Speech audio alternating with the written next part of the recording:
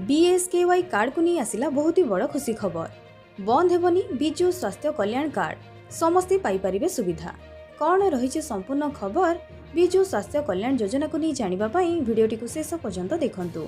किंतु ता पूर्वरु निश्चित वीडियो को लाइक करिदेबे, चैनल को प्रथम थर आसीथिले चैनल को सब्सक्राइब करी पाखरे थिबा बेल आइकन रे टिपी ऑल रे सिलेक्ट करबा को जमार भूलिबे नहीं।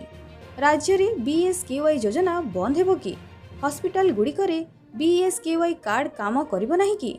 एहारि भितरे अनेक हॉस्पिटल बीएसकेवाई योजना काम करू नथिबा कही रोगी को फेराई देउथबा अभियोग आसिबा परे स्पष्टीकरण रखिछि स्वास्थ्य विभाग। मुख्य शासन सचिव देले बड़ सूचना। राज्य रे बीएसकेवाई कार्ड वर्तमान बलवत्तर रहिछि बोली सूचना दैछन्ति। समस्त चिकित्सालय रे बीएसकेवाई कार्ड रे चिकित्सा चलीछि।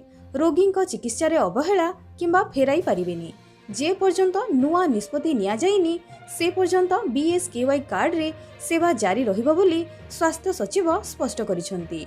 आहुरी मध्य कोनोसी चिकित्सालय अवमानना कले कार्यानुष्ठान हेबो बोली मध्य कहिसंती स्वास्थ्य सचिव। बीएसकेवाई रे अवहेला हेले 104 को कॉल करिबा पई परामर्श दिया जाइछि। स्वास्थ्य सचिव शालिनी पंडित कहिसंती बीएसकेवाई योजना जारी रहिबो। बीएसकेवाई को नहीं घरोई हॉस्पिटल सह राज्य सरकार करिथिबा एमओयू एबे बलवत्तर रहिछि। राज्य रे बीजेपी सरकार आसिबा परे सामाजिक गणमाध्यम रे प्रचार हेउछि जे घरोई हॉस्पिटल रे बीएसकेवाई रे चिकित्सा अर्थ आउ पाइबे नाही, तेणु से माने डाक्तरखाना रे रोगी को भर्ती करबा को अमंग हेउछंती। किंतु स्वास्थ्य विभाग एहाकू गुजब बोली कहिछि। एबे भी बीएसकेवाई योजना लागू रहिछि। बहुत जल्दी लोकमानंकु आयुष्मान योजना रे अंतर्भुक्त करा जिवो। ओडिसावासी मानंकु 5 लाख टंकार मागणा सुविधा जोगाई दिया जिवो।